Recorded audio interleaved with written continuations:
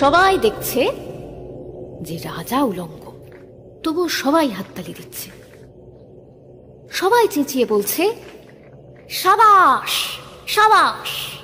কারো মনে সংস্কার, কারো ভয়, কেউ বা নিজের বুদ্ধি অন্য মানুষের কাছে বন্ধক দিয়েছে।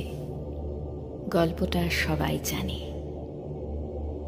কিন্তু সেই গল্পের ভিতরে শুধুই প্রশস্তি বাক্য উচ্চারক, কিছু আপাদমস্তক ভীতু, ফন্দিবাজ অথবা নির্বোধস্থাপক ছিল না। একটি শিশু ছিল, সত্যবাদী, সরল, সাহসী একটি শিশু। নেমেছে গল্পের রাজা বাস্তবের প্রকাশ্য রাস্তায়। আবার হাততালি উঠছে মুহুর্মুহ, জমে উঠছে স্থাপকবৃন্দের ভিড়। কিন্তু সেই শিশুটিকে আমি ভিড়ের ভিতরে আজ কোথাও দেখছি না। শিশুটি কোথায়?